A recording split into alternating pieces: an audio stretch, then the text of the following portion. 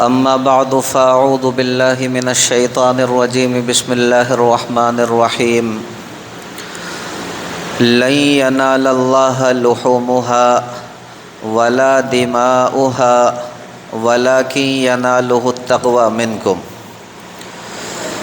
وقال النبي صلى الله عليه وسلم ما عمل ابن آدم من عمل يوم النحر أحب إلى الله من إهراق الدم وإنه ليأتي يوم القيامة بقرونها وأشعارها وأزلافها وإن الدم ليقع من الله بمكان قبل أن يقع بالأرض فطيبوا بها نفسا آمنت بالله صدق الله مولانا العظيم وصدق رسوله النبي الكريم ونحن على ذلك من الشاهدين والشاكرين والحمد لله رب العالمین۔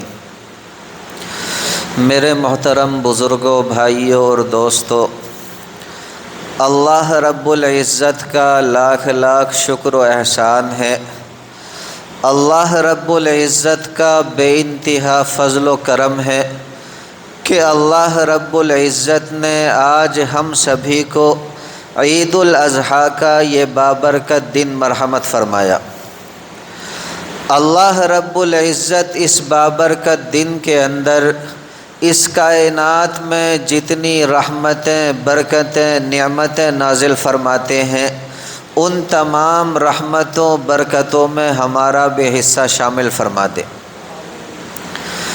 دیکھیں، آج، کل اور پرسوں یہ 3 ایام ایسے ہیں کہ جن میں اللہ رب العزت کو جو عمل سب سے زیادہ محبوب ہے، اللہ رب العزت کو جو عمل سب سے زیادہ پسند ہے، اس عمل کا نام ہے میرے پیارے بھائیو قربانی، جسے ہم ان 3 ایام کے اندر انجام دیں گے۔ اللہ رب العزت سے دعا بھی کریں کہ اللہ رب العزت ہر مومن کی اس قربانی کو قبول فرما لے۔ دیکھیں، گزشتہ ہفتوں میں نے آپ کے سامنے قربانی کے فضائل بھی بیان کیے ہیں، اور وہ واقعہ بھی میں نے آپ کے سامنے بیان کیا ہے جو قربانی کا پس منظر ہے، اور جس کی یادگار کے طور پر آج ہم لوگ قربانی کرتے ہیں۔ آج میں آپ کے سامنے جو بات رکھوں گا وہ فقط یہ ہوگی کہ قربانی سے ہمیں سبق کیا ملتا ہے، قربانی کا واقعہ ہمیں سبق کیا دیتا ہے۔ جتنی توجہ کے ساتھ آپ سنیں گے انشاءاللہ ثم انشاءاللہ بات کا سمجھنا اتنا ہی آسان ہو جائے گا، اور مجھے بھی میرے پیارے بھائیوں بیان کرنے میں اتنا ہی مزہ بھی آئے گا۔ اللہ رب العزت سے دعا فرمائیں کہ صحیح صحیح باتیں میری زبان سے کہلوا دے، اور ہم سبھی کے لیے ان باتوں کو کارآمد اور نفع بخش بنا دے۔ دیکھیں، قربانی کا پورا واقعہ ہمیں جو سبق دیتا ہے وہ میرے پیارے بھائیوں یہ سبق دیتا ہے کہ جب اللہ رب العزت کی جانب سے کوئی حکم آ جائے تو ہمیں اس حکم کے اندر نہ تو حکمتیں تلاشنی، نہ ہی مصلحتیں تلاشنی، اور نہ ہی عقلی گھوڑے دوڑانے، اور نہ ہی یہ کہنا کہ ایسا کیوں ہے، کس لیے ہے۔ ایک مومن کی شان ہی یہ ہے کہ جب اللہ رب العزت کی جانب سے کوئی حکم آ جائے تو فوراً اس حکم کے آگے اپنا سر جھکا دے اور اس حکم کو عمل میں لانے کے لیے تیار ہو جائے۔ لیکن آج آپ دیکھیں، ہمارے معاشرے کے اندر ایک گمراہی پھیل گئی۔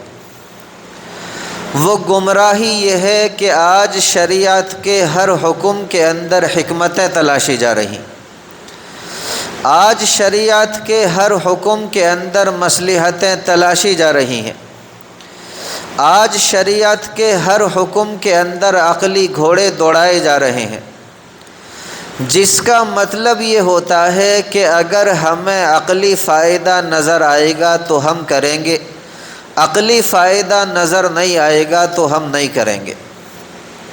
یاد رکھیں میرے پیارے بھائیوں، اس کا نام دین نہیں ہوتا، اس کا نام اتباع نہیں ہوتا۔ اتباع وہ ہے جو سیدنا ابراہیم خلیل اللہ علیہ السلام نے کر کے دکھائی، کہ ایک مرتبہ بھی رب کریم سے یہ نہیں پوچھا کہ یا اللہ آپ مجھے ایسا حکم دے کیوں رہے ہیں کہ میں اپنے معصوم بچے، اپنے پیارے بچے کے گلے پر چھری چلا دوں۔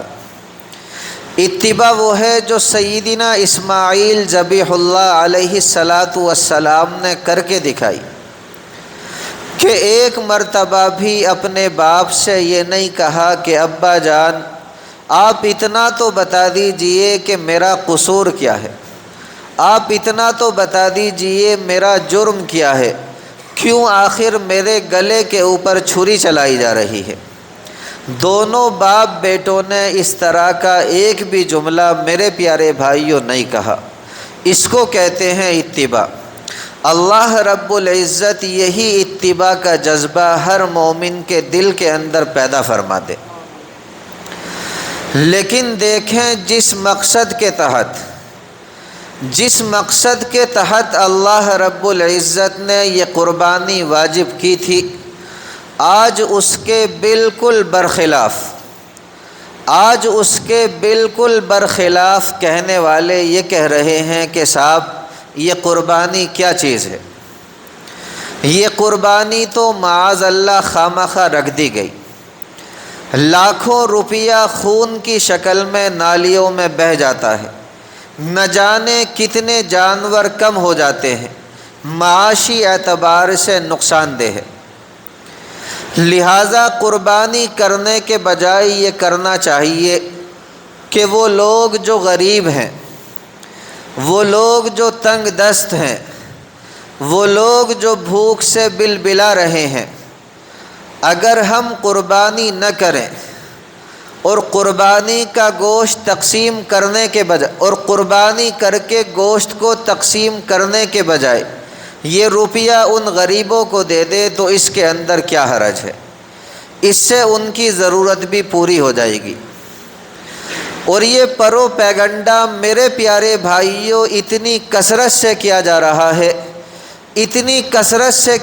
رہا ہے کہ پہلے زمانے میں صرف ایک مخصوص جماعت ہوتی تھی، ایک مخصوص حلقہ ہوا کرتا تھا جو اس بات کو ہوا دیتا تھا، لیکن آج تو حالت یہ ہو گئی کہ شاید ہی قربانی کے ایام میں کوئی دن ایسا جاتا ہو جس میں دو چار بندے ہم سے یہ نہ پوچھ لیتے ہوں کہ جی مولانا میرے بہت سے عزیز ہیں، رشتہ دار ہیں جو تنگ دست ہیں، غریبی میں زندگی گزر کر رہے ہیں، اگر ہم قربانی نہ کریں اور قربانی کی یہ رقم ان کو دے دیں تو اس کے اندر کیا حرج ہے، اس کے اندر کیا نقصان ہے؟ جواب اس کا یہ ہے میرے پیارے بھائیوں، جتنی توجہ کے ساتھ سنیں گے انشاءاللہ بات آسانی کے ساتھ سمجھ میں آ جائے گی۔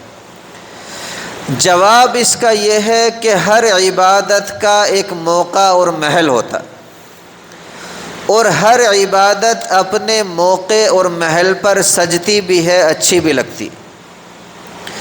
مثال کے طور پر میں آپ سے یہ کہنے لگوں کہ اگر میں آج عید الاضحیٰ کی نماز نہ پڑھوں اور عید الاضحیٰ کی نماز کی بجائے کسی غریب کی مدد کر دوں تو بتائیے اس کے اندر کیا حرج ہے؟ آپ ہی اس کا جواب دیں گے کہ جی مولانا غریب کی مدد کرنے کا ثواب اپنی جگہ اور عید الاضحیٰ کی نماز پڑھنے کا ثواب اپنی جگہ۔ غریب کی مدد کرنے سے یہ لازم نہیں آتا کہ آپ کے ذمے سے عید الاضحیٰ کی نماز کا فریضہ ساقط ہو جائے۔ یہی جواب میں آپ کو دیتا ہوں اور ان سب کو دیتا ہوں جو اس بات کو ہوا دے رہے ہیں کہ غریب کی مدد کرنے کا ثواب اپنی جگہ ہے اور قربانی کرنے کا ثواب اپنی جگہ۔ کسی غریب کی مدد کرنے سے یہ لازم نہیں آتا کہ ہم قربانی جیسا عظیم فریضہ چھوڑ دیں۔ اللہ رب العزت یہ حکمت، یہ مصلحت ہمارے دلوں کے اندر پیدا فرما دے، اس بات کو سمجھنے کی ہمیں توفیق مرحمت فرما دے۔ اس کا نام ہوتا ہے میرے پیارے بھائیو اتباع۔ اور دیکھیں، یاد رکھیں جب تک انسان کے اندر اتباع پیدا نہیں ہو جاتی، جب تک انسان کے اندر اتباع کا جذبہ پیدا نہیں ہو جاتا، اس وقت تک انسان نہیں بن سکتا۔ آج آپ دیکھیں دنیا کے اندر جتنے مظالم ڈھائے جا رہے ہیں، آج دنیا کے اندر جتنی تباہ کاریاں ہو رہی ہیں، آج دنیا کے اندر جتنی بدعنوانیاں ہو رہی ہیں، آج دنیا کے اندر جتنی عیاری، مکاری، فحاشی پھیل رہی ہے، آج دنیا کے اندر جتنی عریانیت پھیل رہی ہے، آج دنیا کے اندر جتنے گناہ ہو رہے ہیں، ان کی ایک بنیادی وجہ یہ ہے کہ آج ہم میرے پیارے بھائیوں شریعت کو چھوڑ کر اپنی عقل کے پیچھے لگ گئے۔ آج ہم شریعت کے ہر حکم کے اندر اپنے عقلی گھوڑے دوڑانے لگے کہ اگر ہماری سمجھ میں آئے گا تو ہم کریں گے، ورنہ نہیں کریں گے۔ اس کا نام میرے پیارے بھائیوں اتباع نہیں ہوتا۔ ایک اور بات یاد رکھیں، شریعت کے بہت سے احکام ایسے بھی ہیں جو ہماری عقل سے آگے کی چیز ہیں۔ اللہ رب العزت نے ہمیں جو یہ عقل دی ہے، یہ ایک محدود دائرے کے اندر دی ہے۔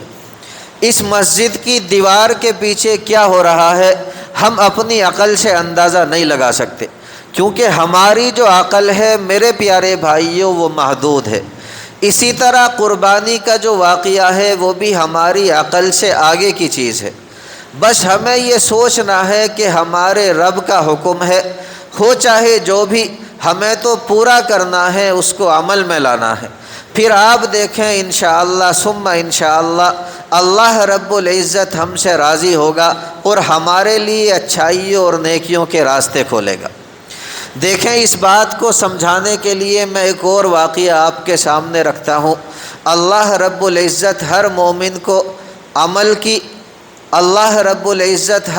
کو عمل کی سمجھ کی دولت سے مالا مال فرما دے۔ دیکھیں، ابو داؤد شریف کے اندر یہ حدیث ہے اور یہ واقعہ آتا ہے، آپ نے شاید پہلے بھی سنا ہو، مشہور واقعہ ہے۔ آپ نے سنا ہوگا کہ نبی کریم سرور دو عالم صلی اللہ علیہ وسلم کبھی کبھی اپنے اصحاب کو دیکھنے کے لیے رات کے وقت میں باہر نکلا کرتے تھے۔ ایک مرتبہ سرکار دو عالم صلی اللہ علیہ وسلم باہر تشریف لائے تو دیکھا کہ سیدنا ابو بکر صدیق رضی اللہ تعالی عنہ تہجد کی نماز میں مشغول ہیں، لیکن آپ نماز کے اندر قرآن مقدس بہت ہی آہستہ آواز سے پڑھ رہے ہیں۔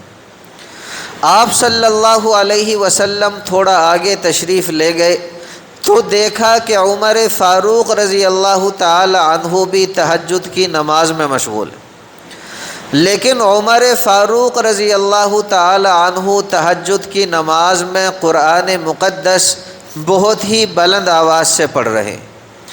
آپ صلی اللہ علیہ وسلم تشریف لے گئے۔ دیکھیں، جب صبح کو دونوں کے دونوں سرکار دو عالم صلی اللہ علیہ وسلم کی خدمت میں حاضر ہوئے، آپ صلی اللہ علیہ وسلم نے ابو بکر صدیق رضی اللہ تعالی عنہ سے فرمایا، اے ابو بکر، آپ تہجد کی نماز میں قرآن مقدس اتنی آہستہ آواز سے کیوں پڑھتے ہیں؟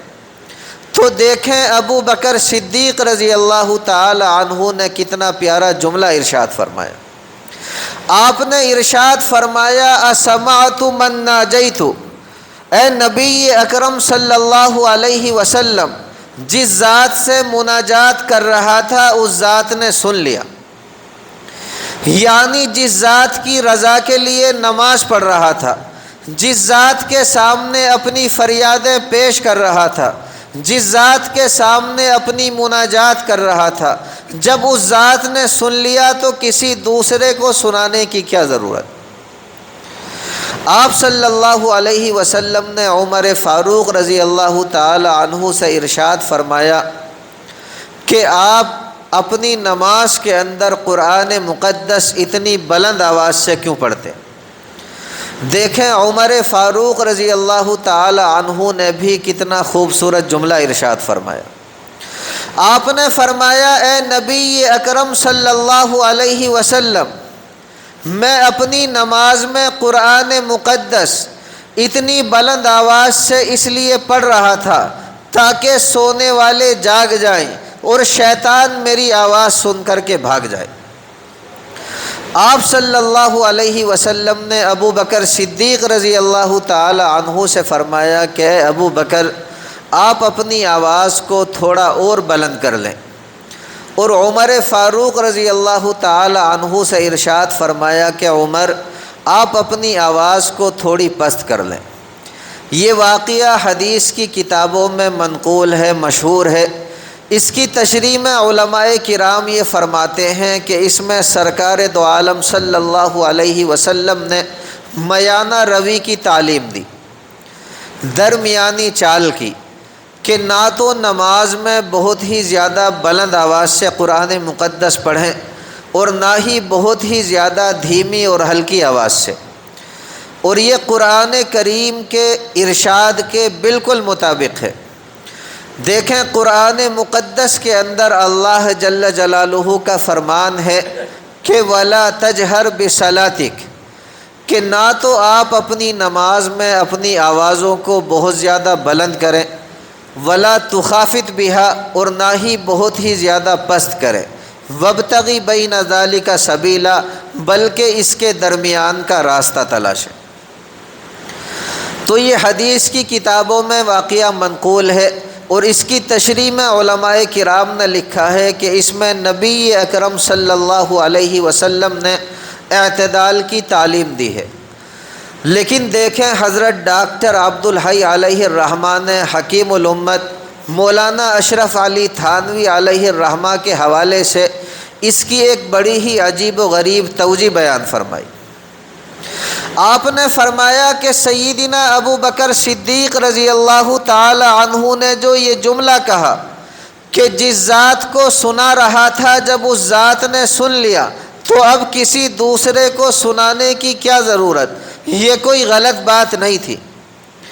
اسی طرح عمر فاروق رضی اللہ تعالی عنہ نے جو یہ جملہ ارشاد فرمایا کہ میں بلند آواز سے اس لیے پڑھ رہا تھا تاکہ شیطان بھاگ جائے اور سونے والے جاگ جائیں، یہ بھی کوئی غلط بات نہیں تھی۔ لیکن پھر بھی آپ صلی اللہ علیہ وسلم نے ایک سے فرمایا کہ اپنی آواز بڑھا دیں اور ایک سے فرمایا کہ اپنی آواز تھوڑی ہلکی کر دیں۔ اس کا کیا مطلب؟ اس کا مطلب یہ ہے کہ اب تک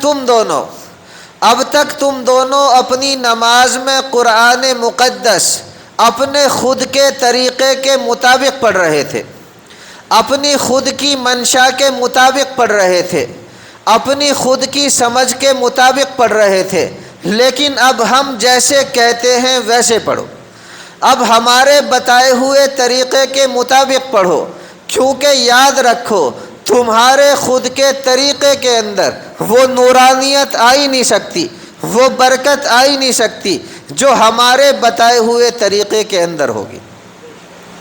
لہٰذا یاد رکھیں اپنی مرضی کو فنا کر دینے، اپنی مرضی کو مٹا دینے، اپنی مرضی کو ختم کر دینے، اپنی مرضی کو دفن کر دینے اور اللہ رب العزت اور نبی اکرم صلی اللہ علیہ وسلم کی مرضی پر چلنے کا نام ہوتا ہے دین۔ اسی لیے کہتا ہوں کہ اللہ رب العزت سے دعا کیا کریں کہ اللہ رب العزت یہی جذبہ ہمارے دلوں کے اندر پیدا فرما دے، یہی اتباع ہمارے دلوں کے اندر پیدا فرما دے۔ دیکھیں ایک اور واقعہ اس پر میں آپ کے سامنے رکھتا ہوں، انشاءاللہ ثم انشاءاللہ ہمارے لیے بات کا سمجھنا اور بھی زیادہ آسان ہوگا۔ دیکھیں بزرگوں نے لکھا ہے کہ پہلے زمانے کے اندر ایک قاعدہ تھا ایک دستور تھا اور تقریباً آج بھی ہے کہ جب کسی بڑے بادشاہ کے دربار میں جاتے تو کوئی نہ کوئی ہدیہ، کوئی نہ کوئی تحفہ بطور نذرانہ ساتھ لے جاتے، جو اس بادشاہ کی شایان شان ہوتا، اور در حقیقت بادشاہ کو ہمارے اس نذرانے کی ضرورت نہیں ہوتی تھی، بلکہ اس نذرانے کا مقصد یہ ہوتا تھا کہ اگر بادشاہ نے قبول کر لیا تو بادشاہ کی رضا حاصل ہو جائے گی اور بادشاہ کے دربار میں تقرب حاصل ہو جائے گا۔ اس پر دیکھیں مولانا رومی علیہ الرحمہ نے ایک بڑا ہی عجیب و غریب واقعہ لکھا ہے۔ آپ فرماتے ہیں کہ بغداد کے قریب ایک گاؤں تھا، اس گاؤں کے اندر ایک دیہاتی رہتا تھا۔ ایک مرتبہ اس دیہاتی کے دل میں خیال آیا کہ میں بغداد جا کر بادشاہ یعنی امیر المؤمنین سے ملاقات کروں۔ بھائی جو حضرات باہر بیٹھے ہیں وہ اندر تشریف لے آئیں، جتنے حضرات باہر بیٹھے ہیں بھائی سب اندر آ جائیں، آپ بھی قریب آ جائیں، تھوڑے قریب آ جائیں، یہاں پر بیٹھ جائیے۔ تو دیکھیں اس دیہاتی کے دل میں خیال آیا کہ میں بغداد جا کر امیر المؤمنین سے ملاقات کروں۔ اس زمانے کے بادشاہ میرے پیارے بھائیوں آج کل کے بادشاہوں کی طرح نہیں ہوتے تھے کہ ایک چھوٹی سی ریاست لے کر کے بیٹھ گئے اور بادشاہ بن گئے، بلکہ اس زمانے میں بغداد کے خلیفہ کی آدھی دنیا سے زیادہ پر حکومت تھی۔ بہرحال دیہاتی نے جاتے ہوئے اپنی بیوی سے مشورہ کیا کہ بھائی میں بادشاہ کے دربار میں جا رہا ہوں، کوئی نہ کوئی ہدیہ، کوئی نہ کوئی تحفہ بھی ساتھ لے کر کے جانا چاہیے، اب بتا ایسا کیا تحفہ لے جاؤں جو بادشاہ کی شایان شان ہو اور بادشاہ اس کو دیکھ کر کے خوش ہو جائے۔ یوں سمجھ لیجئے میرے پیارے بھائیوں کہ وہ ایک چھوٹے سے گاؤں کے اندر رہنے والے دیہاتی لوگ تھے، انہیں دنیا کے بارے میں کوئی خبر نہیں تھی، کوئی پتہ نہیں تھا۔ بیوی نے اپنے شوہر کو مشورہ دیا کہ ہمارے گھر کے مٹکے میں جو پانی ہے یہ ہمارے گاؤں کے کنویں کا بڑا ہی صاف، شفاف اور میٹھا پانی ہے، اتنا اچھا پانی بادشاہ کو کہاں ملتا ہوگا، اس لیے آپ ایسا کریں یہ مٹکا بادشاہ کے لیے لے جائیں۔ دیکھیں دیہاتی کی سمجھ میں اپنی بیوی کی بات آ گئی، اس نے مٹکا اٹھایا، اپنے سر پر رکھا اور بغداد کے لیے چل پڑا۔ دیکھیں میرے پیارے بھائیوں اس زمانے میں ہوائی جہاز کا سفر نہیں ہوتا تھا، اس زمانے میں ریل کا سفر نہیں ہوتا تھا، بلکہ اونٹوں پر یا پیدل سفر کرنا پڑتا تھا۔ وہ بیچارہ دیہاتی پیدل ہی بغداد کے لیے روانہ ہو گیا۔ اب راستے میں ہوائیں چل رہی ہیں، اور راستے میں ہوائیں جب چلی تو مٹی اڑ اڑ کر میرے پیارے بھائیوں اس مٹکے کے اوپر جمنے لگی، اور بغداد پہنچتے پہنچتے یوں سمجھ لیجئے کہ مٹی کی تہ اس مٹکے کے اوپر جم گئی۔ جب دیہاتی کی بادشاہ کے دربار میں حاضری ہوئی تو عرض کیا کہ حضور میں آپ کے لیے ایک نذرانہ لایا ہوں، ایک تحفہ لایا ہوں۔ بادشاہ نے کہا کہ بتا کیا تحفہ لایا ہے؟ دیہاتی نے اپنا مٹکا پیش کر دیا اور کہا کہ حضرت یہ میرے گاؤں کے کنویں کا بڑا ہی صاف، شفاف اور میٹھا پانی ہے، میں نے سوچا کہ اتنا اچھا پانی آپ کو کہاں ملتا ہوگا، اس لیے یہ آپ کے لیے نذرانہ ہے، آپ اسے قبول فرما لیں۔ میرے پیارے بھائیوں بادشاہ نے اس دیہاتی سے کہا کہ اس مٹکے کا ڈھکن کھولو۔ دیکھیں جب دیہاتی نے مٹکے کا ڈھکن کھولا تو یقین جاننا میرے پیارے بھائیوں بادشاہ کے پورے کمرے کے اندر اس کی بدبو پھیل گئی، کیونکہ اس مٹکے کو بند کیے ہوئے کئی دن گزر گئے تھے اور اس پر مٹی کی تہ بھی جم گئی تھی۔ لیکن بادشاہ نے سوچا کہ یہ بیچارہ دیہاتی آدمی ہے، اپنی سوچ اور سمجھ کے مطابق ہدیہ پیش کر کے اپنی عقیدت و محبت کا اظہار کر رہا ہے، اس لیے اس کا دل نہیں توڑنا چاہیے۔ بادشاہ نے اس سے مٹکے کا ڈھکن بند کرا دیا اور کہا کہ تم ماشاءاللہ میرے لیے بڑا اچھا تحفہ لائے ہو، اور واقعی اتنا اچھا پانی مجھے کہاں ملتا ہے۔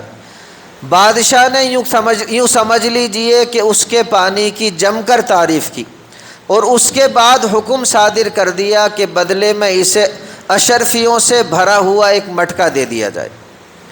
اب دیکھیں دیہاتی بڑا خوش کہ بادشاہ نے میرا مٹکا قبول فرما لیا اور بدلے میں مجھے اشرفیوں سے بھرا ہوا ایک مٹکا دے دیا۔ جب وہ دیہاتی واپس جانے لگا تو بادشاہ نے اپنے ایک خادم سے کہا کہ اسے دریائے دجلہ کے کنارے کے قریب سے واپس لے جانا۔ اب وہ دیہاتی بڑا ہی خوشی خوشی جا رہا تھا۔ راستے میں جب دریائے دجلہ آیا تو اس نے بادشاہ کے خادم سے پوچھا یہ کیا ہے؟ بادشاہ کے خادم نے کہا کہ یہ دریائے دجلہ ہے، تو ذرا اس کا پانی پی کر تو دیکھ۔ اب دیکھیں دیہاتی نے جب دریائے دجلہ کا پانی پیا تو دیکھا کہ اس کا پانی تو بڑا ہی صاف شفاف ہے، اس کا پانی بڑا میٹھا ہے، اس کا پانی بڑے ہی اعلیٰ قسم کا ہے، اس کا پانی میرے پانی سے کہیں زیادہ بہتر ہے۔ اس وقت دیہاتی کے دل میں یہ خیال آیا کہ یا اللہ، میں بادشاہ کے لیے کیسا تحفہ لے کر کے گیا تھا، میں بادشاہ کے لیے کیسا پانی لے کر کے گیا تھا، اس کے محل کے اندر تو کتنا صاف شفاف اور کتنا اعلیٰ درجے کا پانی بہہ رہا ہے، اس کو میرے پانی کی کوئی ضرورت نہیں تھی، لیکن اس کی کرم نوازی کا کیا ٹھکانہ کہ اس نے میرا دل رکھنے کے لیے میرے پانی کے مٹکے کو قبول فرما لیا، اس نے میرا دل رکھنے کے لیے میرے تحفے کو قبول فرما لیا، ورنہ میں تو اس لائق تھا کہ اس پر مجھے سزا دی جاتی کہ تو کیسا گندا پانی لے کر کے آیا ہے۔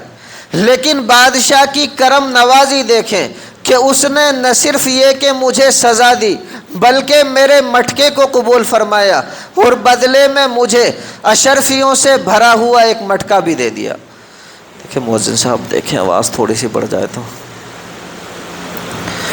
دیکھیں مولانا رومی علیہ الرحمہ فرماتے ہیں کہ ہم لوگ اللہ رب العزت کے حضور جو قربانیاں پیش کرتے ہیں، ہم لوگ اللہ رب العزت کے حضور جو عبادتیں پیش کرتے ہیں، وہ حقیقت میں پانی کے اس مٹکے کی طرح ہیں جس کے اندر گندا پانی بھرا ہوا ہے اور وہ مٹکا گرد و غبار سے اٹا ہوا ہے۔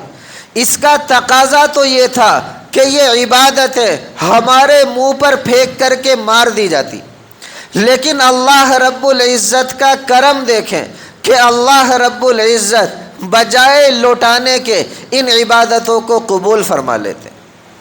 وہ یہ جانتے ہیں کہ یہ میرا بندہ ہے جو اس سے زیادہ کا تصور نہیں کر سکتا، اس سے بہتر طریقے سے عبادت انجام نہیں دے سکتا، چونکہ اخلاص کے ساتھ لایا ہے اس لیے اس کی عبادت کو قبول کر لیا جائے۔ اللہ جل جلالہ اس کی عبادت کو قبول فرما لیتے ہیں۔ مولانا رومی علیہ الرحمہ فرماتے ہیں کہ ہم لوگ اللہ رب العزت کے حضور جو یہ قربانی پیش کرتے ہیں، یہ ایک ایسا نذرانہ ہے کہ ادھر تو انسان نے اللہ رب العزت کے لیے اپنا نذرانہ پیش کرنے کے لیے جانور کے گلے پر چھری چلائی، ادھر اللہ رب العزت نے اس کی عبادت کو قبول فرما لیا۔ گویا یوں سمجھیں کہ اللہ رب العزت نے اس قربانی کے جانور کے اوپر اپنا دست شفقت رکھ دیا اور اس کے بعد یہ فرما دیا کہ اب یہ سارے کا سارا جانور تمہارا ہی ہے، اس کو لے جاؤ، اس کا سارا گوشت تمہارا۔ ہمیں اس جانور کا گوشت نہیں چاہیے، ہمیں اس جانور کا خون نہیں چاہیے، ہمیں تو تمہارا جذبہ اطاعت دیکھنا تھا، ہمیں تو تمہارا تقوی دیکھنا تھا، ہمیں تو تمہارا یہ دیکھنا تھا کہ تم ہماری رضا کی خاطر ایک جانور کے گلے کے اوپر چھری چلاتے ہو نہیں چلاتے۔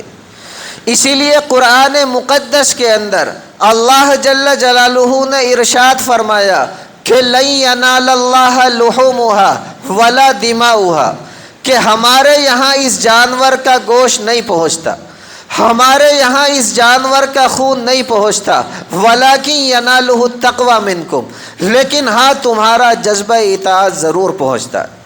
یہ ضرور دیکھا جاتا ہے کہ تم نے کتنے اخلاص سے ہماری خاطر اس جانور کو ہمارے دربار میں بطور نذرانہ پیش کیا ہے۔ اس لیے کہتا ہوں کہ میرے پیارے بھائیوں، اگر کوئی بندہ اپنے حصے کا جتنا بھی گوشت ہے وہ سارے کا سارا اپنے پاس رکھ لے، اپنے کسی بھائی کو ایک بوٹی بھی اس گوشت کی نہ دے، تب بھی میرے پیارے بھائیوں اس کے ثواب کے اندر کوئی کمی واقع نہیں ہوتی۔ ہاں البتہ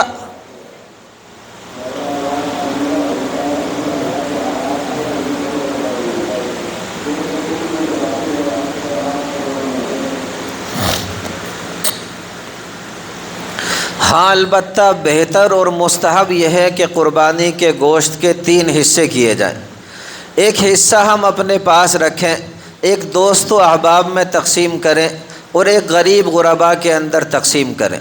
لیکن پھر کہتا ہوں کہ اگر کسی بھائی کو سارے گوشت کی خود ضرورت ہے، اگر وہ کسی کو ایک بوٹی بھی اس گوشت کی نہ دے، وہ سارے کا سارا گوشت اپنے پاس ہی رکھے، تب بھی اس کے ثواب کے اندر کسی بھی طرح کی کوئی کمی واقع نہیں ہوتی، کیونکہ اس کی قربانی تو اسی وقت قبول ہو جاتی ہے جب وہ اللہ رب العزت کی رضا کے لیے اس جانور کے گلے کے اوپر چھری چلاتا ہے۔ آخر میں دیکھیں ایک اور چھوٹی سی بات آپ کے سامنے رکھ دوں جس کا سامنے آنا بڑا ہی ضروری ہے۔ دیکھیں ایک بات لوگوں کے درمیان بہت ہی زیادہ مشہور ہو گئی، وہ یہ کہ یہ جو قربانی کے جانور ہیں یہ پل صراط پر ہمارے لیے سواری بنیں گے اور ہم ان جانوروں کے اوپر سوار ہو کر پل صراط کے راستے کو پار کریں گے۔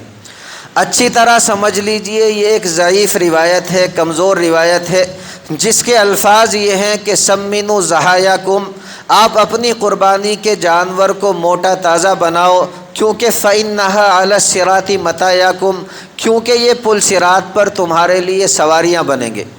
یہ انتہا درجے کی ضعیف حدیث ہے، اور اصول یہ ہے کہ کسی بھی حدیث کو اس کے ضعف کی صراحت کیے بغیر بیان کرنا جائز نہیں ہوتا، اس لیے اس حدیث کے اوپر زیادہ اعتقاد رکھنا درست نہیں۔ میرا اپنا عقیدہ یہ ہے کہ اس حدیث کے اندر جو بات بیان کی گئی، ہم اس بات کو نہ تو صحیح کہتے اور نہ ہی غلط کہتے، صرف اتنا کہتے ہیں کہ اس کا صحیح علم اللہ رب العزت کو ہے۔ باقی اور صحیح احادیث آتی ہیں جن کے اندر قربانی کے فضائل کثرت سے بیان کیے گئے، ان احادیث کے اوپر آپ اعتقاد بھی رکھیں اور ان کو لوگوں کے درمیان پھیلائیں بھی۔ جیسے مشہور حدیث ہے کہ ما عمل ابن آدم من عمل یوم النحر احب الی اللہ من احراق الدم، کہ اللہ رب العزت کو قربانی کے ایام میں انسان کا کوئی بھی عمل خون بہانے یعنی قربانی سے زیادہ پسندیدہ نہیں۔ اور آپ صلی اللہ علیہ وسلم نے ارشاد فرمایا وَإِنَّهُ لَيَأْتِي يَوْمَ الْقِيَامَةِ بِقُرُونِهَا وَأَشْعَارِهَا وَأَزْلَافِهَا، کہ بلا شبہ قیامت کے دن قربانی کے سینگوں، بالوں اور کھروں کے بدلے میں بھی ثواب ملے گا۔ اور فرمایا وَإِنَّ الدَّمَ لَيَقَعُ مِنَ اللَّهِ بِمَكَانٍ قبل ان یقع بالارض، اور بلا شبہ قربانی کا خون زمین پر گرنے سے پہلے ہی اللہ رب العزت کے یہاں مقبول ہو جاتا ہے۔ اور فرمایا فطیبوا بہا نفسا، لہٰذا تم لوگ اپنی قربانی خوش دلی کے ساتھ کیا کرو۔ اس حدیث کے اوپر میرے پیارے بھائیوں اعتقاد رکھیں اور اسی کے مطابق اپنی زندگی گزاریں اور اسی کے مطابق اپنی قربانی کو بارگاہ ربانی میں پیش کریں۔ اللہ رب العزت مجھ سمیت ہر مومن کو کہنے سننے سے زیادہ عمل کی توفیق مرحمت فرما دے۔ دیکھنا حاجی جی کیا کہہ رہے ہیں۔ میں دیکھیں مختصر انداز میں آپ کے سامنے عید کی نماز کا طریقہ بیان کر دیتا ہوں۔ جتنے ہم یہاں بیٹھے ہیں تقریباً سبھی جانتے ہیں اور سبھی کے یاد بھی ہوتا ہے، لیکن ہوتا یہ ہے کہ سال میں 2 مرتبہ عید آتی ہے۔ اس لیے کبھی کبھی ہمارے ذہنوں سے جو ہے عید کی نماز کا طریقہ نکل جاتا ہے۔ اس لیے دیکھیں آپ کے سامنے بیان کر دیتا ہوں، یہ جو عید کی نماز ہے یہ میرے پیارے بھائیوں واجب ہے۔ نیت کا طریقہ یہ ہے کہ بس آپ اپنے دل کے اندر یہ استحضار کر لیں کہ میں قبلہ رخ ہو کر اس امام کے پیچھے عید الاضحیٰ کی نماز جو واجب ہے اور جس کے اندر 6 زائد تکبیریں واجب ہیں وہ ادا کر رہا ہوں۔ رخ میرا کعبہ شریف کی طرف ہے اور تعریف ساری اللہ رب العزت کے لیے ہے۔ یہ تصور آپ اپنے دل کے اندر رکھ لیں، بس کافی ہے، زبان سے نیت کے الفاظ کا کہنا ضروری نہیں۔ لیکن اگر ہمارا کوئی بھائی اپنی زبان سے بھی نیت کے الفاظ کہہ دے تو میرے پیارے بھائیوں کوئی حرج بھی نہیں۔ اس کے بعد دیکھیں تکبیر تحریمہ کہی جائے گی، اللہ اکبر، ہم اپنے ہاتھوں کو باندھ لیں گے۔ ہم جب ہاتھوں کو باندھیں گے تو میرے پیارے بھائیوں ثنا پڑھی جائے گی۔ ثنا پڑھنے کے بعد میں 3 تکبیریں ہوں گی۔ اللہ اکبر، ہم اپنے ہاتھوں کو چھوڑ دیں گے۔ اللہ اکبر، ہم اپنے ہاتھوں کو چھوڑ دیں گے۔ اللہ اکبر، ہاتھوں کو باندھ لیں گے۔ اس کے بعد دیکھیں سورہ فاتحہ ہوگی، اس کے ساتھ دوسری سورت ملائی جائے گی۔ جیسے عام نمازوں کی رکعات ہوتی ہیں اسی طرح ہم ایک رکعت کو پورا کر لیں گے۔ اس کے بعد جب ہم دوسری رکعت کے لیے کھڑے ہوں گے تو میرے پیارے بھائیوں سورہ فاتحہ پڑھی جائے گی، اس کے ساتھ سورت بھی ملائی جائے گی۔ اس کے بعد 3 تکبیریں ہوں گی۔ اللہ اکبر، ہم اپنے ہاتھوں کو چھوڑ دیں گے۔ اللہ اکبر، اپنے ہاتھوں کو چھوڑ دیں گے۔ اللہ اکبر، ہاتھوں کو چھوڑ دیں گے۔ پھر چوتھی تکبیر ہم کہیں گے اللہ اکبر اور کہتے ہوئے رکوع میں چلے جائیں گے۔ اس کے بعد جیسے ہم نماز مکمل کرتے ہیں اسی طرح مکمل کر لیں گے۔ پھر میرے پیارے بھائیوں بہت ہی مختصر انداز میں دعا ہوگی، اس میں آپ شریک رہے۔ اس کے بعد خطبہ ہوگا، خطبہ سنیں۔ اس کے بعد آرام کے ساتھ، آسانی کے ساتھ ہم سبھی کے سبھی اپنے گھروں کو واپس تشریف لے جا سکتے ہیں۔ اللہ رب العزت عمل کی توفیق مرحمت فرما دے۔ وما علینا الا البلاغ۔